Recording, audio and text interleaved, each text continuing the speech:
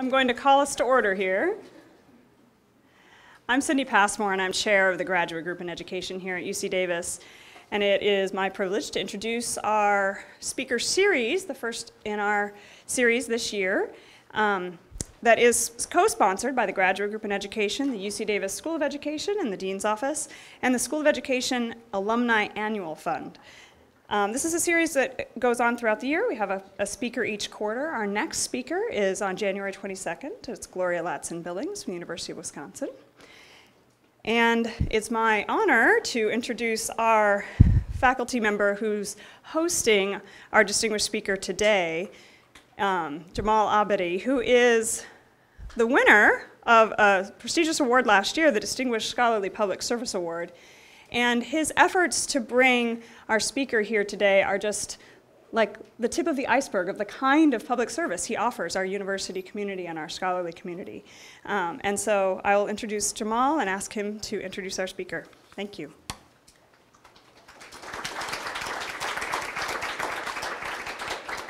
You know, Harold told me to not speak more than 2 minutes, but I prepared a note. It's a couple of pages. So I wanted to start with saying, first, Dean Harold Levine, Graduate Group in Education Chair, Professor Passmore, distinguished faculty, staff, students, and ladies and gentlemen. It is my distinct honor and pleasure to introduce you Dr. Peggy Carr, Commissioner of National Center for Education and Statistics at the U.S. Department of Education. Dr. Carr is the highest level of assessment, highest authority of assessment in the nation. So if there is a term like Attorney General or Surgeon General, I can call her Psychometrics General or Assessment General.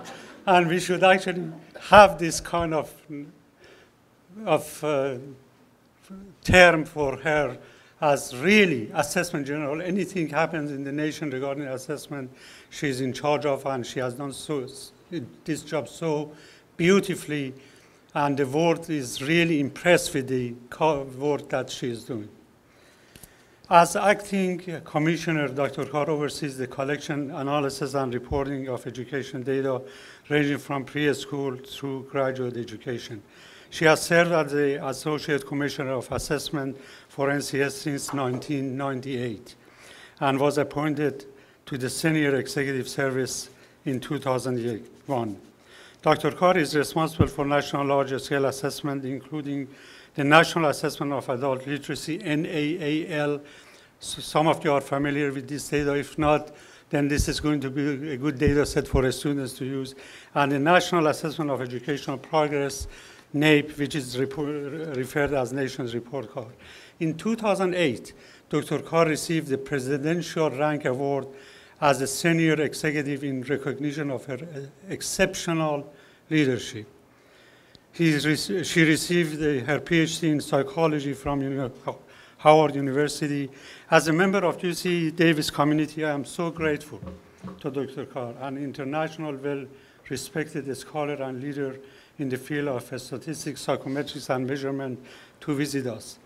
Given her extremely busy schedule, allocating 2 full days of her time to this event is truly amazing.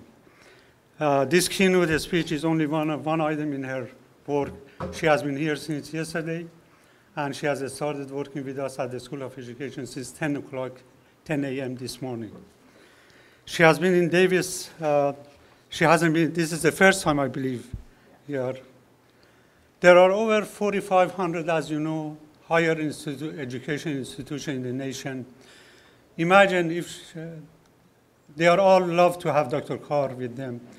If she wants to go and these universities and spend 2 days of her time, you imagine how much time she is left with to do the important work.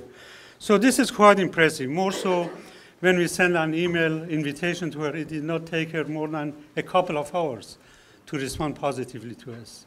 Thank you, Dr. Carr, for making us proud of what we are doing to help our children have a more promising educational career. Now, a few words regarding her keynote speech. The National Assessment of Educational Progress, NAEP, is transitioning from traditional paper and pencil assessment to technology-based assessment. This is an extremely important chapter in the history of assessment in the US and in the world for transition from paper and pencil.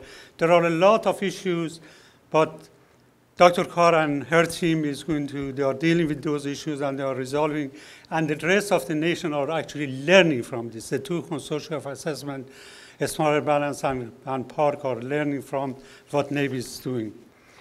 NCES, under the leadership of Dr. Carr, wrote this chapter in the history of the national assessment, international assessment. Dr. Carr will discuss the current assessment environment and the relevancy and timeliness of transition to technology-based assessment. Please join me in welcoming Dr. Carr to UC Davis and to the podium.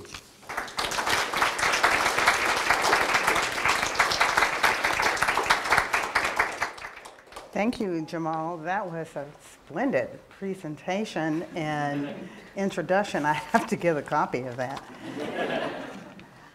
It was indeed a very full day, but very rewarding. I think that there was a lot of information sharing both ways. I learned a lot. I hope those that I had time to spend with today also learned a few things from me. Let's see, what did I learn? I learned about the culture of the bikes. And very, very exciting. I thank you, and the weather was just absolutely grateful. So thank you. It is indeed an honor and a pleasure to be here today. I want to thank the Dean for the invitation. It is everything that you said it was at the beginning of the day, and I look forward to a stimulating conversation with you here tonight. So, NAEP, the National Assessment of Educational Progress. Well, I see some faces that I don't know, so before we get into the actual transition to technology, I think it might help if we just give a little bit of background on NAEP. I'll go through that part fairly quickly. The term of endearment is the nation's report card, and it earned it and it deserves it. This is the treasure, the absolute treasure of the nation when it comes to large-scale assessments. It is the only continuing indicator of what students in this country know and can do, and has been that since 1969. It was mandated by Congress when Keppel, many, many years ago, discovered that he couldn't answer the question, how are students in this country doing? That was in 1962, who was appointed by President Kennedy. So in about 1969, the first NAEP assessment started up. They started developing the first NAEP assessment. There are actually two NAEPs. There's a long-term trend NAEP that started back in 1969 or so. It is an age-based assessment, 9-year-olds, 17-year-olds, and in the middle, 13-year-olds.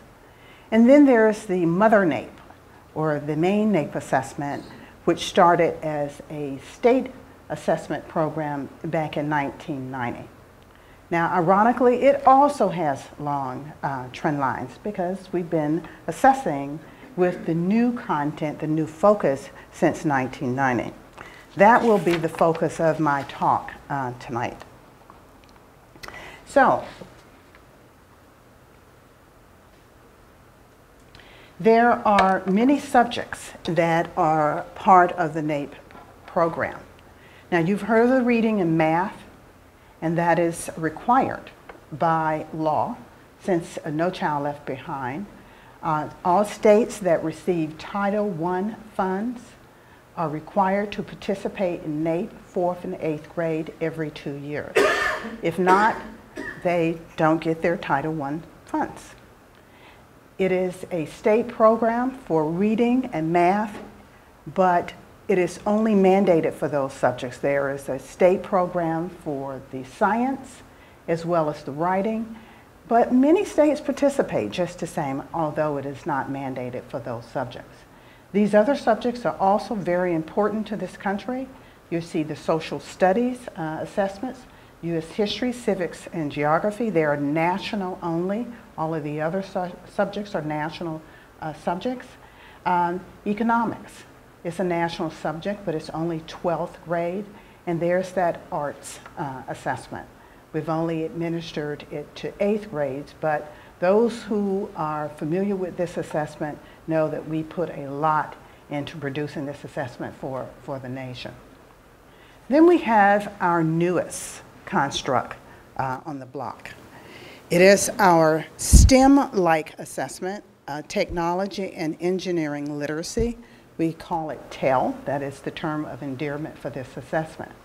And you can see, as we go further into this talk tonight, it is an exemplar of what the other assessments will be as we embark upon technology-based assessment, or TBAs, in the future. NAEP is very challenging. One of the reasons why it's challenging is that the frameworks are challenging. They are broad frameworks, they are very comprehensive, and they are intended to be what students should know and be able to do. So they're a little ahead of the students themselves, or where the country is in any particular subject matter. But it's important to think of the NAEP focus for its frameworks is curriculum-free, or perhaps a union of all curriculums in this country. And that's important if it's going to be an indicator of what students know and can do. It's not aligned with anything, not California, not Michigan, not any state. So that's an important part of the program. So a little more about NAEP. It is scale scores on 0 to 500 for the older assessments, the ones that have been around for a while. Reading and math are on a 500-point scale, 0 to 500, higher scores indicating greater proficiency. It is a cross-grade scale, which means that there's some vertical scaling going on. You can try to do some comparisons across the grades for 8 and 12. I'll say a little bit more about that later. But some of the other subjects are on a 300-point scale, 0 to 300, with higher scores indicating greater proficiency. And they are within grade scales. And we've done this on purpose to discourage people from trying to do cross-grade comparisons for these subjects. Science, for example, is one of those subjects. I mentioned earlier that NAEP is a very challenging assessment because of the framework, but not only because of the framework. In addition, the items that are an example of what the framework is trying to ask us to measure, purports us to measure, they are also very, very challenging. If you did a distribution of the difficulty of the NAEP items for any given assessment, and you superimpose the ability of the students, the distribution for the ability of the students next to it, you will see that the assessment is always slightly above the distribution of what the students know and can do. This is purposive. The frameworks are designed to stay around for about 10 years. We tweak them just ever so slightly, and sometimes we let them stay around a little longer than 10 years. So it's challenging because the assessments themselves are challenging and they reflect the framework. But another reason why NAEP is very challenging are the achievement levels. They're well-known, basic, proficient, and advanced. They are different than the achievement levels that you'll see, although the names are very similar in the state assessments, because they are challenging, they are mastery over challenging subject matter. That's the definition of policy and definition for proficient. For states, proficient, same term, usually means grade level proficiency. I'll say a little bit more about that later.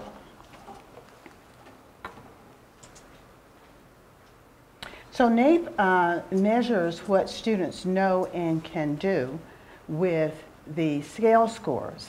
and NAEP measures what students should know and be able to do with the achievement levels. And we do that for the national, for the state, and for the urban school districts, the participating urban school districts. I want to say a little bit more about that a little later as well. So the condition of education, that's one of the major goals, as I indicated back in the late 60s, that this program has held tight to. And it does this not just for public schools, but also private schools. There's always issues in getting private schools to participate, but when we do our comparisons at the state level, we focus just on public schools. But when we talk about national data, it's public and private schools. NAEP has a complex multi-stage sampling design. Schools don't know we're coming. It's a random sample. Now, admittedly, there are some certainty strata, so I do get a call or two. I thought you said this was random. Why are you picking me every time? And that's because certain high schools fit that strata, and when you do it, they're going to always fall into that category, and they have to be represented in that way. But students volunteer to participate, although the schools who are participating because of the Title I cannot turn us down. So our response rates are really, really good, like 99.9%. There are some school districts, some of the richer school districts in the country, I won't name them, that have said no, that's okay, you can sort of keep those few Title I dollars, but for the most part, everyone participates. So Trents, our most valuable commodity, is another major goal for the NAEP program. That is what that P is for, the National Assessment of Educational Progress. So without it, we have nothing. And so we try very hard to protect our trends. Just so we are together on the design of NAEP, it is not a longitudinal assessment. It is a cross-sectional assessment. We select equivalent groups, cohorts of students, rather grade or age, over time, and we sort of track them through time. So what you're seeing in these trend lines are not the same students. It's not a repeated measures design of any sort. These are cohorts of students that have been selected with the exact same criteria.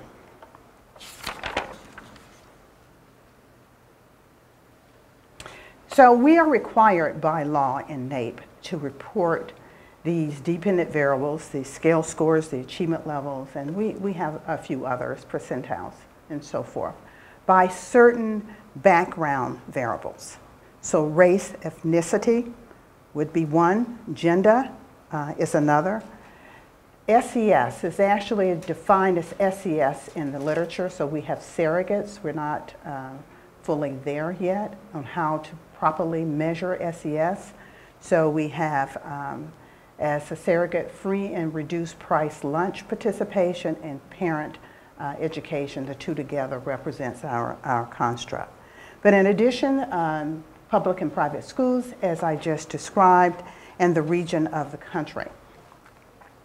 Now, I want to say a little bit about the NAEP design before we go any further, because it's important, because it pertains to NAEP's role as an indicator for this country.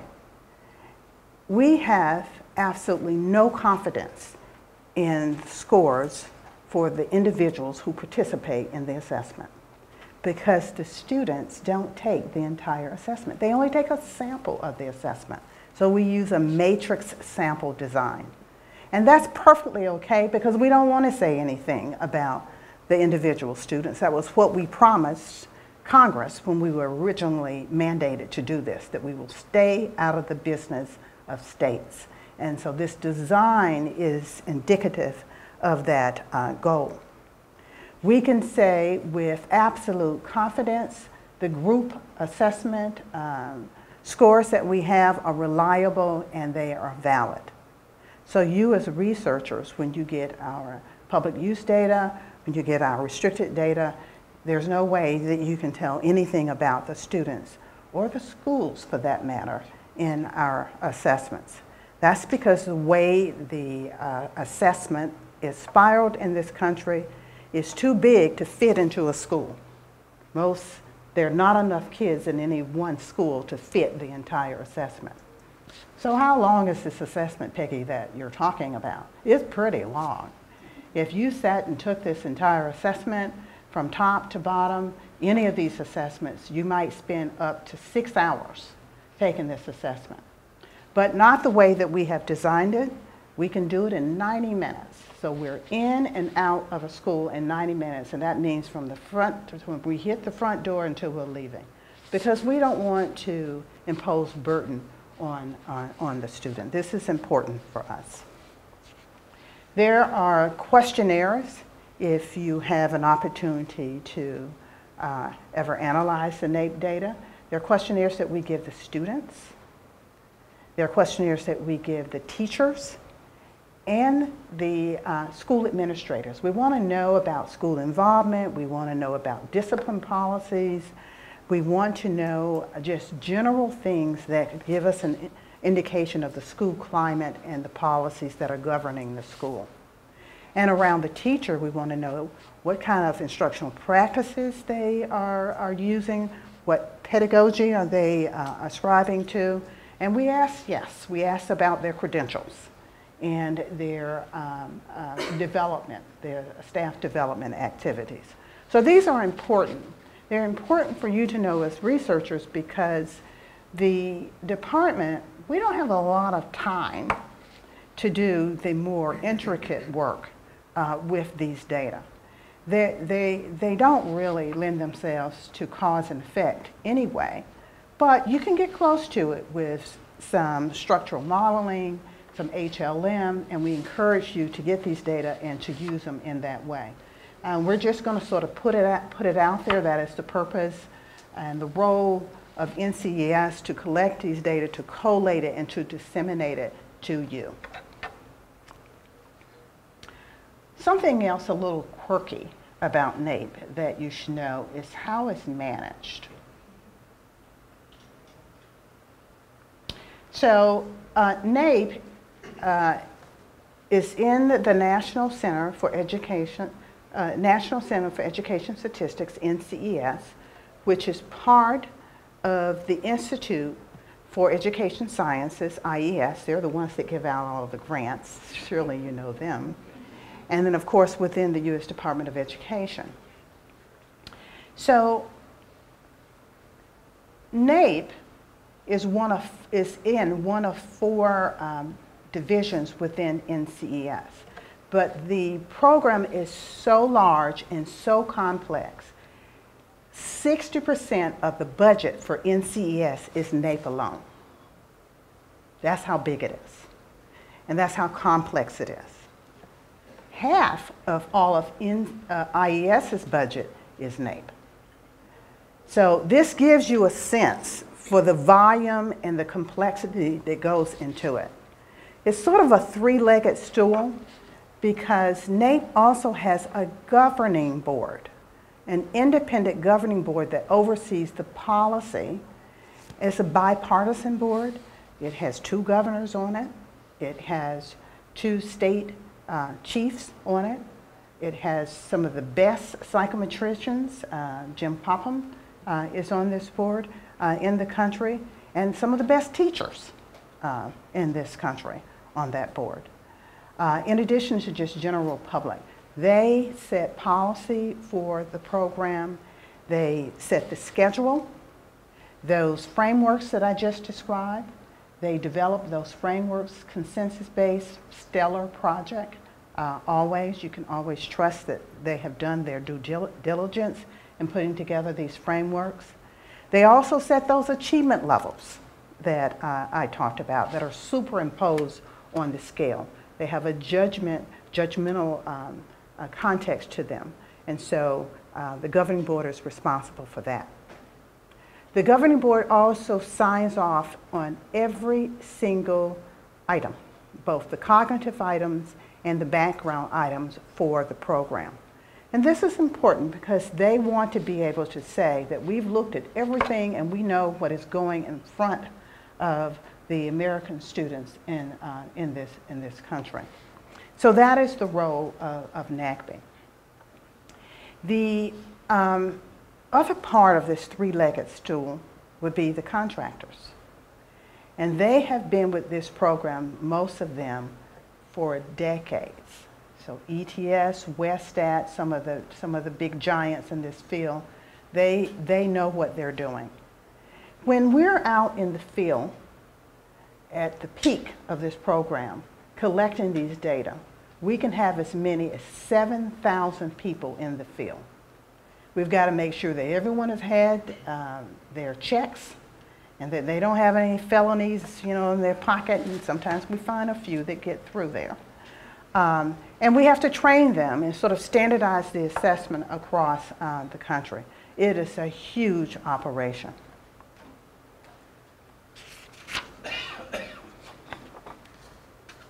So, as I mentioned, the NAEP program assesses cohorts of students at grades for the main NAEP are 4, 8, and 12.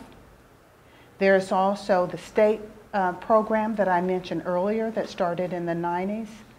And then around 2002 or so, we started a trial urban district assessment, and there's a term of endearment for that. We call it TUDA. Now, why is this important? It's important because 30% of the students in this country, K through 12, are in large urban school districts in this country. That's a big deal. And 60% of those are minority students. So if we're going to look at gaps, if we're going to try to make a difference, we need to know what's going on in these cities. So about 38 school districts in this country really are eligible to participate. They're large enough to be part of this program.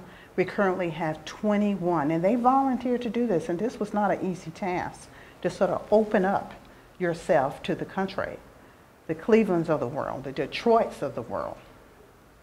There are 3 here. There are 3, I'm going to come back to this because this is important too, but there are 3 here that in this state that I want to tell you about: Fresno, LA, and San Diego. Those are your 3 tutors here. But before I do that, I do want to say a little bit about some of the additional policy level reports that we do every now and then have an opportunity to produce. I told a group of your colleagues today about our state mapping report. I remember the day when Secretary Spellings got a hold of this report, and she wanted to know, why didn't someone tell me about this report? You mean to tell me that the state standards for across this country have this much disparity in them, about 60 points? We use NAEP, which is a common metric, to map all of the state proficiency standards onto this one common yardstick, and we were surprised at what we found. And the states were too. And as I indicated earlier, some of the states who found themselves at the bottom of this heap were working really hard to get themselves out of that spot. And I want to say California wasn't at the bottom. So standards are important. Now, back to TUDA. So these are the 21 districts, and you can see that there are 3 here, and I have some statistics I wanted to share with you today about your districts. But first, about California. In 2013, which is the last time we conducted our state assessment, we looked at the California results and we couldn't believe them. Now, I have to say, you've been at the bottom of the heap in terms of scores for a long time. And so when we looked at the California scores for reading, grade 8, and saw a 7-point increase, we could not believe it. We just knew we had made an error. Maybe we scored it wrong. Maybe someone cheated. Who knows what could have happened? So we called in our QA contractor, and we said, go over all of this data, replicate it, redo it, find out what's wrong. We found nothing. And then I called Deb.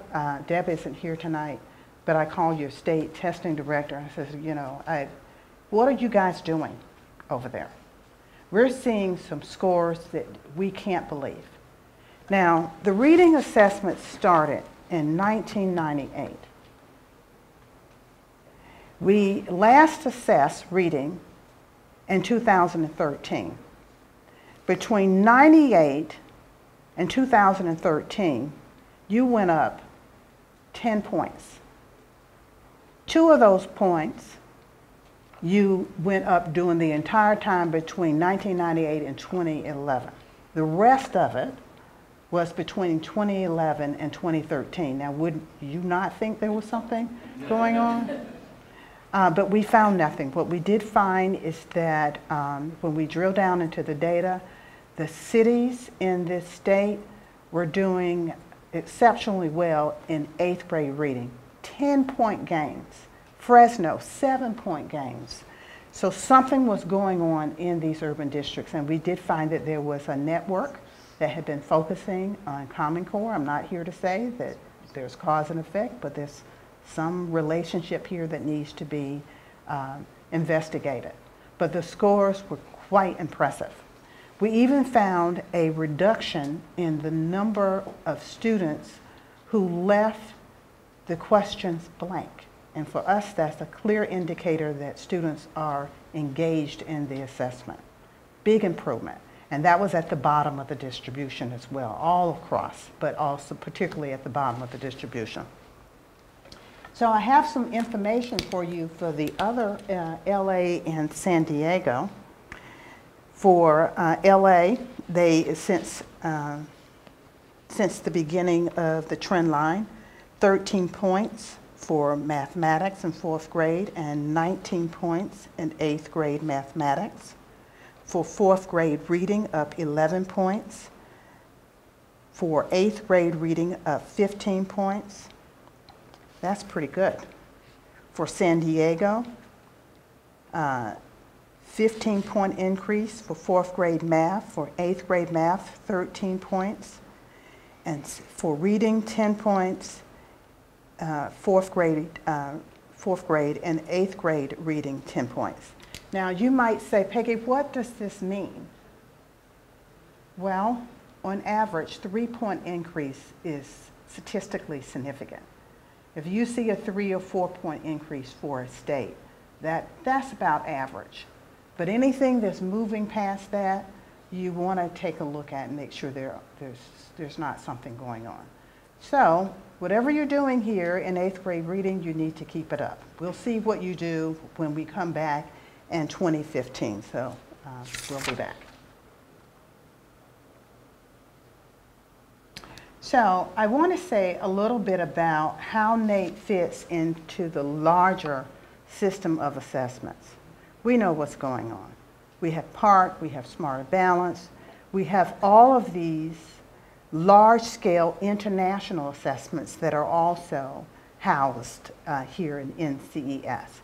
And you've heard them: TIMSS, PISA, PEARLS, PIAC. So how does NAEP fit into this larger system of assessments? We know, and we talked already in length about the role of TUDA, the role of the state assessment, but NAEP has a larger role in trying to connect us with this global sense of educational progress.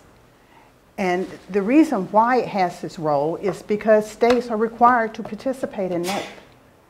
And because of that requirement, we have and continue to do linking studies with these international assessments for states that cannot afford to pay for them. So we can tell you with our latest methodologies, and it's really not that fancy, we're basically doing equal percentile equating, what the state would score on an assessment like TIMSS had you participated. That's very important to states that want to be globally competitive. So here's our schedule. And you can see that we're really, really busy. As I indicated, that we're going to be back in 2015. We're at reading, math, and science, and we will push that down to the tutor level.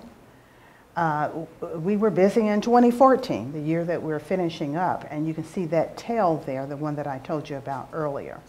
And the 8th grade was the only grade assessed for civics, geography, and U.S. history in 2014.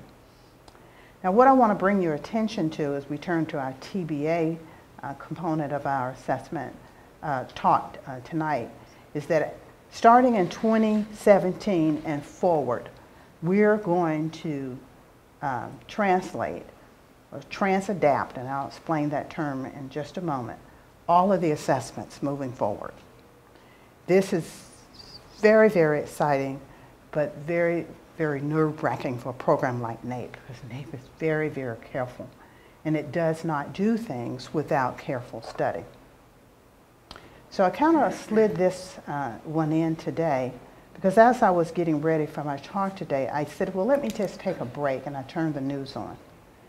And there were these guys, gals, both, talking about the other and saying that California students are reading below grade level, a certain percentage of the reading below grade level. And they know that this is pretty bad because they were comparing it to other states. And they talked about California in comparison to other countries as well. They did not mention NAEP, but I knew exactly where they got that data from. It was all NAEP data. They looked at that linking study for TIMS that I described to you earlier. That's the only way they could have that information. And the only way they can compare the proportion of students that are reading below grade level in this state is with NAEP, because it is the only common yardstick in this country. I thought that was interesting. NAEP is always in the news, but they may not actually use those terms. So, you see I'm big on NAEP, but everybody doesn't know about NAEP. And so we have been on a campaign trying to educate our stakeholders about this program. So I want to show you a video. And I want to say to you that this is an award-winning video. And you say, okay, right, Peggy. So I called my staff and I told them to give me the names of the awards. Summit Emerging Media Award, W3 Award, and this is given out by the Academy of Visual Arts. I am in California. The Malcolm Award and the Communicator Award.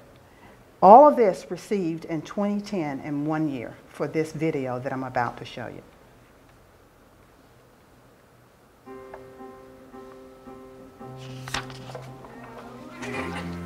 I have no idea.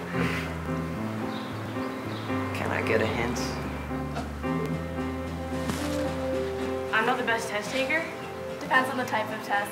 Preparing for them is not the funnest thing in the world. Oh, well, tests are not necessarily my friend. Tests are never fun. But I do try because nobody likes to fail with anything. No, I have not. NAEP. I've never heard of NAEP. I really don't know what NAEP is. National something education. I don't know what the A would stand for. Atomic Endangered Penguins. Ever heard of NAEP? No, what is it? There we go. Okay. It's a test administered to high school seniors, randomly chosen from across the country, to assess what they've learned throughout their education so far. It's just kind of like a reflection of how we are doing.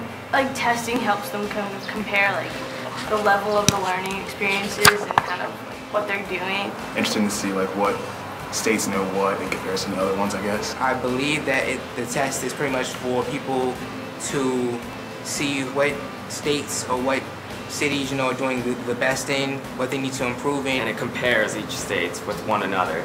The more knowledge we have about our school system, the better prepared we will be to help improve it.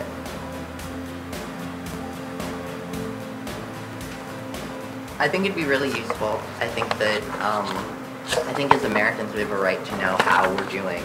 So this is pretty important. I have heard of that. Yeah, I've heard of the nation's report card. The nation has a grade. Yeah, And like, every I think it's like something like just how well schools are doing in general. It's a good way to like check on which state is like top dog and everything. So there needs to be some kind of way to, some kind of universal way to see if these states and how they match up with each other. If that's what they need to make policies and help our education system.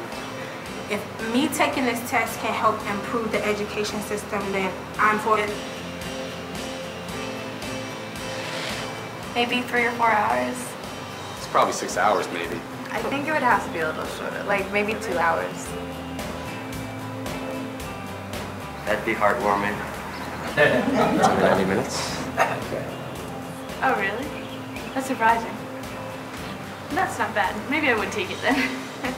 That's a movie. That's the perfect length for me. Will this count against me? I just wouldn't stress about it as much since it's not like, it doesn't count towards a grade for school or like colleges don't see it. What kind of subjects are on the test? Like, what's going to be all about?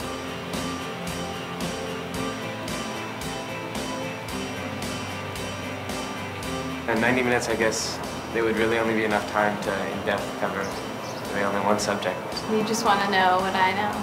I think everybody should at least try their best on this exam because you should represent your state. Taking this test seriously, even though it's not directly benefiting you, it's benefiting our world and people who come up behind you, and yes, I think you should do your best. I would take a test for the greater good. Even if it wasn't necessarily just my greater good, you know, for the greater good of myself, like, I think I would still do it. You can prove to yourself that you can do it. And if you complete it and you know you did something right, then you know, you should have a good feeling about yourself. It's short, it's helpful, and you're not really getting graded.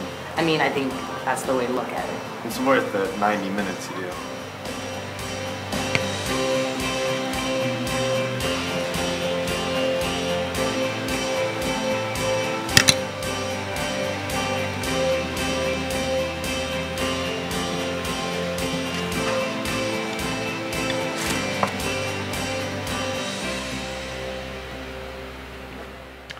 So those were real high school students.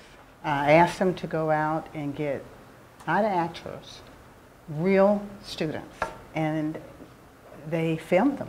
They talked to them, they told them information, and they had them to respond right on the spot.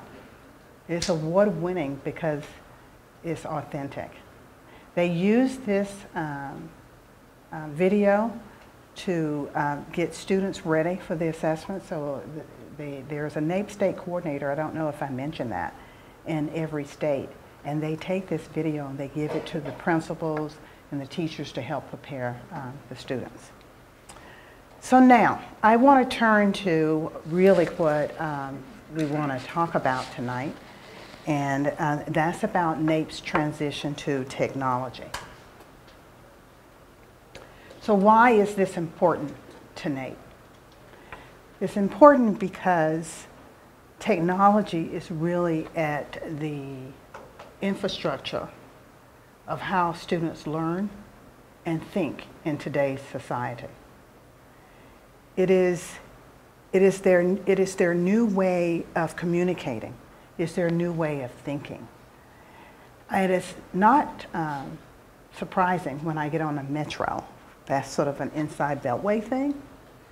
And I see an 8-month-old being handed an iPad or being handed an iPhone so that they can be quiet. And they just start flipping right through it, finding their app, and they're off and running. Just imagine your whole life, and this is how you're growing up. And so NAEP has to assess students in the way that they're learning that's commensurate and that's aligned with how they think and how they must function in today's society. NAEP has to take this leap. There are also advances in cognitive and learning sciences that are making this easier for us to think about how to do this with technology, with the focus on process, not just sort of if I give an item, if I give a response, then maybe I can infer how the student was thinking. We're now able to gather information about every click, every linger on the technology infrastructure that we're putting together. So we're able to address these issues of cognitive learning styles and perhaps be a little bit more proactive in providing information that's actionable to schools, profiling high performers and low performers and what type of problem solving styles do they exhibit. So this is important for us for other reasons. And let's be clear that we don't want to be sort of left behind. The Park and Smarter Balances of the world, especially Smarter Balance, they're going out with technology-based assessments. Many of these large-scale assessments, international ones, PISA, for example, and TIMSS, they're going to technology-based assessments. And so we have to be a leader in the field. NAEP has a lot of resources, a lot of people, a lot of fiscal resources, and so we're able to do things that the states are not. So we're making this leap, and it's important to do so for our country. So there's one other reason. We have what we call a fast response survey. This is a result from a 2009 survey in which we asked the teachers if they use computers for instruction. 40%, that was 2009, it's probably a lot more than that by now, said yes. 72% of the schools in that same survey said they use online student assessments. So if we're going in with a paper and pencil assessment, we look kind of archaic. So we are making the switch. Now let's talk a little bit about our approach. Now we're careful, we're methodical, we do things in such a fashion that is informed by evidence, so we take things slowly whenever there are changes. But we absolutely, most notably, have to maintain the trends for the NAEP program for the reasons that I've articulated many times already tonight. But we also want to leverage technology. We want to measure old constructs better. We want to measure new constructs that perhaps we were not able to measure before. We want to extend the scope of the assessment in ways that perhaps the framework wanted us to do it, but we were not able to do it on a paper and pencil format.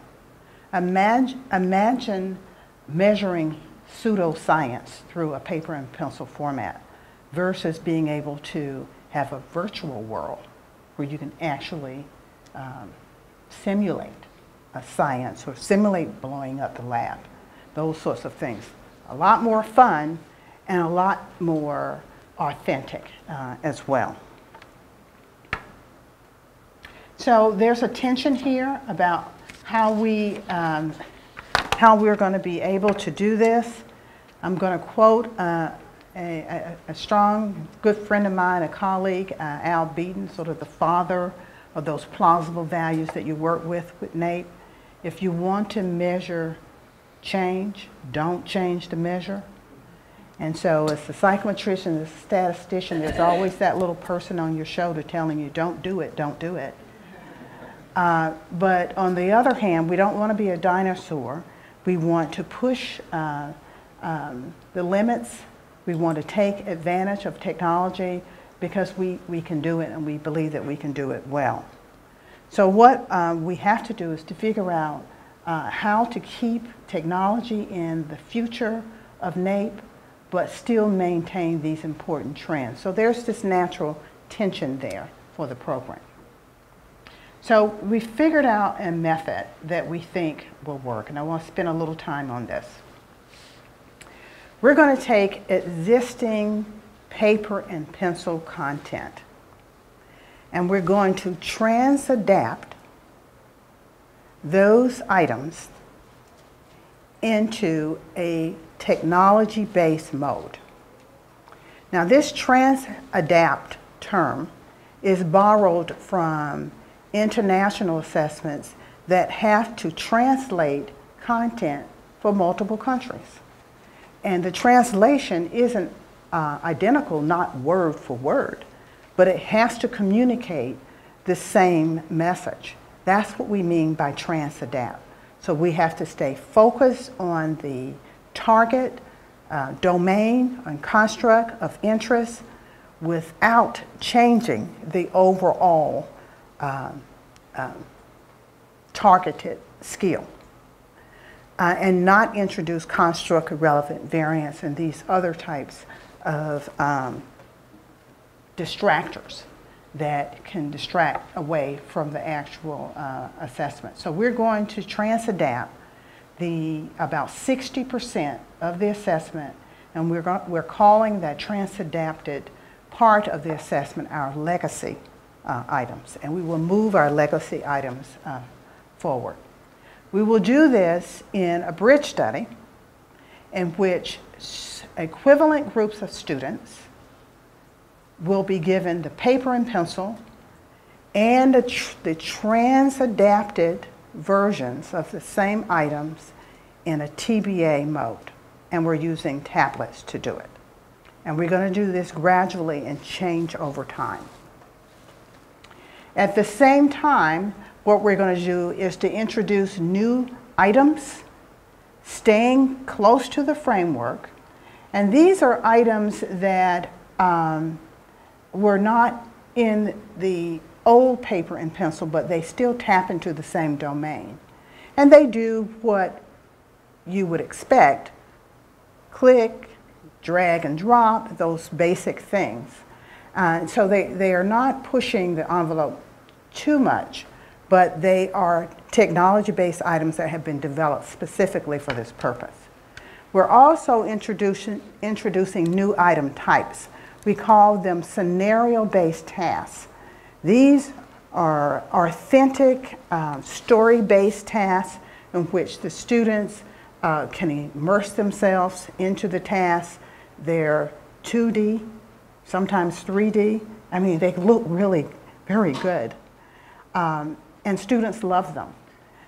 But they're complicated because there's a lot of dependency for those of you who understand IRT and some of these important psychometric requirements. But we believe that we can do them, and we did it for the TAIL assessment. Well, how will we do this and not contaminate things? Well, we'll do this through cognitive labs, the one that we like to use most. Think Alouds, where the students are just sort of working through the task and telling you what they're thinking as they're working through the task. We do play testing, and I talked about this earlier with your colleagues. We sort of borrowed this from the gaming community. I don't know why we didn't think of this. Have you ever heard of a game that the developer waited until they finish to see if the kid liked the game? Of course not. They're working with the student all along. And that's what we're doing now, to make sure as the item is being developed, we see if it makes sense, we see if they understand what we're asking them. And because it's very, very expensive, if you want to have a sense of how much it costs to develop these items, try a couple $100,000 per task. That's how much it costs when you bring in all of these people together. There's programming involved and so forth. And then we have tryouts where we actually go to schools of diverse backgrounds and we actually sort of do a dry run to see how well they work. And we work on the scoring rubrics and things of this sort during this time period. So when we roll this out, this is what it will look like. So in 2015, we'll have, as I indicated, equivalent groups of students taking the assessment, the old assessment, the paper and pencil assessment. We'll have the legacy items, sort of trans-adapted items for another equivalent group of students. And they'll be all over the state, and they will be representative of the students that we are going to be using in subsequent years. And as we move forward, we will add more and more TBA. So in 2017, we'll have more TBA, technology-based items, than we did in 2015 and 19, so forth and so on, until we gradually lose the old legacy items. It's really sort of what we do now when we link to the previous time periods in NAEP, and state assessments do it as well. So I've been talking about the technology-based tasks, and you may have no clue of what I'm saying. So I have another video for you. And this one's award-winning too, but I won't read all of the awards that this one won, but it was some of the same awards. So this is what a student sees for a TBA assessment. The National Assessment of Educational Progress, better known as NAEP, is exploring new frontiers to measure and report the skills of a new generation of students. The Technology and Engineering Literacy Assessment, or TEL, aims to measure whether students are able to apply technology and engineering skills to real-life situations. To capture this information, NAEP is moving beyond paper and pencil assessments and is instead using new kinds of interactive tools to gauge what students know. TEL assesses students through interactive scenario-based tasks. Each student will spend 60 minutes responding to a series of tasks and questions. Let's take a closer look at an example of what a scenario-based task might look like. Here's the challenge. The student plays the role of an engineer and is brought into a remote village to find out why the local water well has stopped working. The student is not expected to have any prior knowledge of wells or hand pumps, but is challenged to use the information provided to get to the root of the problem and figure out a solution. First, the student talks to an engineer to get background information on how wells and pumps work. Then, the student works to identify the cause of the problem. To find out this information, they talk to a person who lives in the village to learn more about the situation.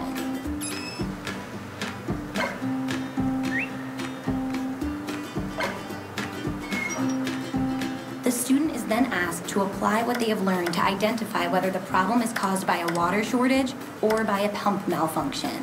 Since rain has recently fallen and people living in nearby villages have been able to draw water from their wells, the student concludes that the pump is broken. Students are then asked to consult a repair manual within the task to help them troubleshoot to fix the pump. The manual lists a variety of possible symptoms and potential repairs. Using this, students demonstrate their ability to think through information shared within the task to locate and repair the problem with the pump. Finally, once the student has fixed the pump, they are asked to evaluate the best way to keep the pump in good repair in the future. The point of a task like this is to measure how students apply real-world troubleshooting skills. Students must observe a malfunctioning system carefully and use what they can see to make logical decisions to solve the problem. Troubleshooting is just one of the many skills TEL assesses, including communication and analyzing information. With TEL, we are able to use interactive tasks to learn more about what students know about technology and engineering and the ways technology shapes their lives.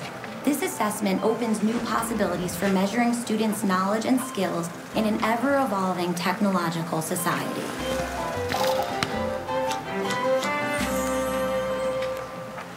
So the TEL assessment has a lot of these type of tasks. It has discrete tasks, basically multiple choice as well, so it's integrated through them. We use ECD, Evidence-Centered Design, Miss Levy, so maybe you've heard of him, to sort of feed into the development of these tasks. And so we know that they are good long before they're finished, that they're tapping into the domain that we want. Now, we've said enough about the rich data that will be available through the click streams. And clearly, the 21st century skills that are required with these types of tasks are something that we're going to be focusing on. But I want to turn our attention now to accommodations and what we're going to be doing with accommodations in this new environment. We're going to take advantage of universal design features. Before, in the paper pencil world, we would have to tap the child on the shoulder and just come with me. We're going to go into a separate room and we're going to give you small group. We're going to give you, you need to be read aloud the directions, you need larger print or whatever the case. And it was very, very expensive because we needed more people to administer the assessment in this way. But now with universal design, we're building it right into the equipment and we're using Surface Pro 3. These are some samples of the types of accommodations that we have. So the very first one is sort of larger print. The child can decide to enlarge the print. No small groups, for the most part, will be required. We have text to speech. So the child can just listen. They want to understand the word. We have text to speech. We have contrast. Some students have in their IEP that they need contrast so that they can see better. They have visual issues. Some special needs students or just low performing students are asked to sort of highlight as they move along or to eliminate answers. So they will be able to do that in these assessments. It will save us lots of funds, lots of resources, and the students don't have to be, they did not like being tapped on the shoulder, come go with me, sort of thing. This is a panel. This is a quote from a panel. I won't linger on this, but basically this is a focus on the future of NAEP, and this is one of the recommendations that they had. Some of the best known minds came together to talk to us about where NAEP should be in the next 5, 10, 15 years. And they said technology was something that we needed to have in front of us. And so we've been doing that. Our 12th grade assessment focuses on items that require students to justify their writing. So perhaps identify a mathematical argument. So there's reasoning, there's judgment, and there's planning, there's creative thought, there's analysis. And the TAIL assessment that I just described to you has that as well. So what are we doing about the challenges? Those were all great things. But what about digital divide? What about those students that don't have an equal playing field? Well, you know, we don't know if we can ever really level the playing field. A lot of the ways the assessment is developed, as I described earlier, will help us get closer to it. We have tutorials, for example. We're even looking at possibilities of having an adaptive tutorial so it can go deeper based upon how the students respond. We're doing what we can to assess. We have built in some experimental designs into the field test in 2015 to see if we can figure out if there are ways to improve upon the presentation of these data for students that are not as fortunate. But I can tell you, when we administered that 4th grade reading assessment, we did not think that the 4th graders could do it. They surprised us.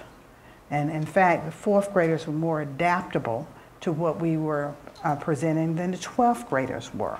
The 12th graders were like, well, I'd rather have the paper and pencil. This was in 2011. Now, maybe it's a little different now. But the digital divide, we're taking it very, very seriously. We also have to consider how to do this with that complex design that I described earlier. It's very, very challenging to be able to align all of the matrix sampling with all of these opportunities with technology. And we have to work with the schools. We're going to actually bring our own equipment into the schools. The infrastructure isn't there. The schools can't handle it. So we're going in with our little mini networks. We'll have a network of 25 units with, in a school is about as many as we can do, but they'll be hooked up in units of about 15 to a server, and we'll collect the data right there on the spot, and we'll leave and we're gone in 90 minutes. A little bit more about reporting. I'll just suggest that you go on our website. We're doing more than just transitioning to technology-based data collection. We're doing technology-based reporting. These are very interactive, very engaging reports. I strongly encourage you to take a look at them.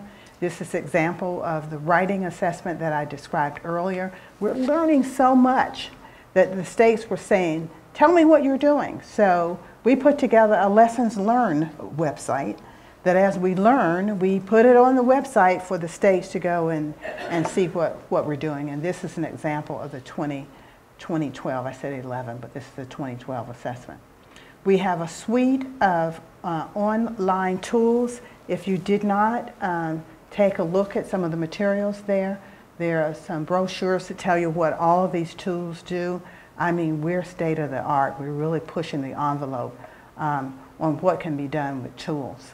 The NAEP Data Explorer is one of the best that's out there, and you can, and we're now using it. It runs underneath for our online reports.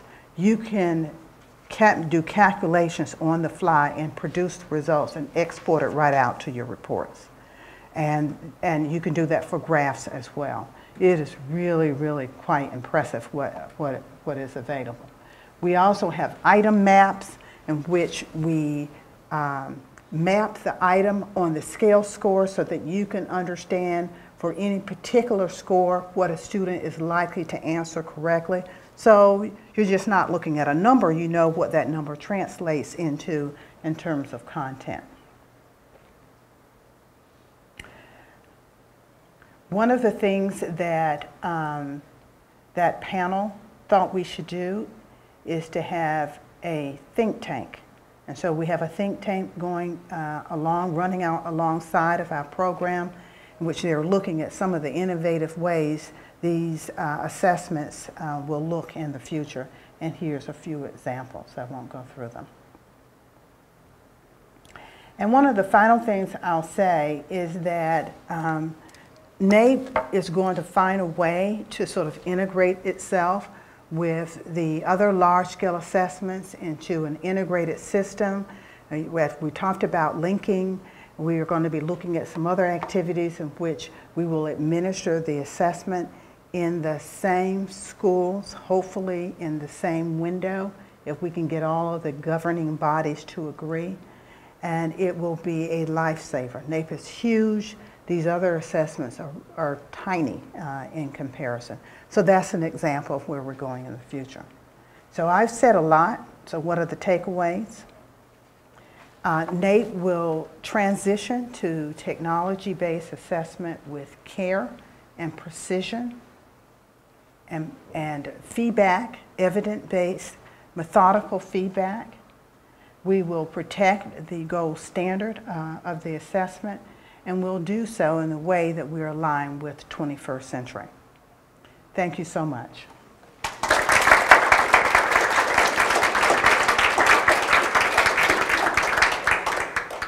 So, questions? Yes, questions. Comments. It doesn't have to be a question. So let me start with one. So as you know, California is an SBAC state and smart balance. And one of the big selling points, I think, has been the adaptive part of the testing. And although it has yet to be actually field tested, and I know they're working on that. So you mentioned adaptive tutorials. Are you also thinking about adaptive testing for any of the new tests? And if you're not, why not? We are going to implement, with all of this going on, MST, multi-stage testing. For math, we'll have 3 stages, and for science, we'll have 2. So this is not item level adaptations such as Smarter Balance, where they need thousands of items. Yes, huge number. This will be done at the block level. So we'll have, for math, 3 blocks. And in fact, the first block of routers will be multi-level, so that they'll be easy, sort of medium, to route students to the second and third level. And we'll do that for science. Jamal and I were sort of talking about it. We are a little concerned about the science because the items are not quite as low on the ability distribution for science, but it's going to be a 2-stage adaptive testing for that. PIAC, that's an international assessment for adult literacy, does multi-stage testing. I think they do 2 stages. So this is not new, but it's new for NAEP. You mentioned that you're going to run paper pencil versus technology-based, and hopefully the results are comparable. If not, what happens? Well, we do worry about that. One of the things that we're considering, we have not made that decision, is to run the paper and pencil alongside of the 2017 as an added caution. We'll know more when we come out of the field in 2015, when we have scaled them together, the legacy ones, the TBA legacy ones, and the paper and pencil. If they scale nicely and the parameters look good, we'll probably just take a chance and move on. But if things are not looking as promising, we'll probably keep the paper and pencil for another data point. It's a good question.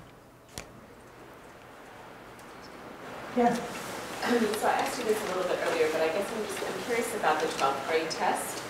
And it's in states where you've done it, it's able, the extent to which it's able to predict some college readiness metrics. And in particular, you showed us math, but I'm curious about how much NAEP was maybe ahead of Common Core in measuring things like expository reading and writing. Well, not very far at all. The writing assessment was tweaked just a little to have a tad bit preparedness. There are some preparedness prompts that we like to think of them as, but I would say not very far at all. The frameworks for NAEP and the language arts assessment, or at least the reading comprehension part of it, they're not that different. And that is the case for the math as well. NAEP doesn't go as deep in all of the strands, but the learning progressions are there when you look at the items and you map it onto the frameworks or to the Common Core standards. Good question.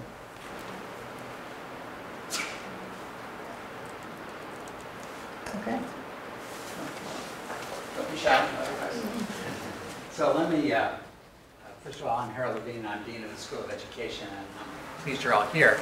Before I thank our speaker, I want to just get an update on the National Assessment of World Series. Is anybody paying attention to what the score is? 8-0. Not in favor of the judge. KC is winning. 8-0? Tell me I'm recording it. I'm sorry. Well, it's not over yet. Anyway, it sounds like it. So I do want to thank Dr. Carr for coming out here. It's really important to all of us to understand NAEP and what its changes are. You've given us a tremendous overview. And you know, we all are concerned with its value. We're concerned about the psychometric issues, certainly about issues around reliability. We know that some of the experts in the nation are working on this to assure the quality of the testing and to help position it for the future. So I feel like we're part of a select few who've gotten a really, not secret, but a preview of what's to come in NAEP. And I know some of the folks in the audience here use that data or will use that data. And so it's so much a part of the educational system here. I also, as we talked about earlier, there is so much, there's an effort also going on with NAEP and NAEP to increase the literacy around assessment in general in this country, not just for academics, not just for teachers, but for the public.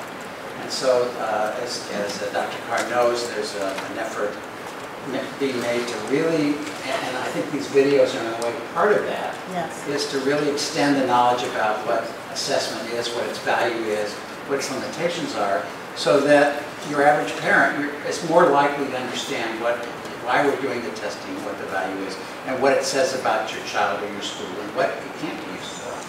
So, again, thank you so much for coming. We even have a little gift for you. Oh. I don't remember what the federal limit is, but I'm sure it's under that. So, Davis is... it is quite low. This is probably below that.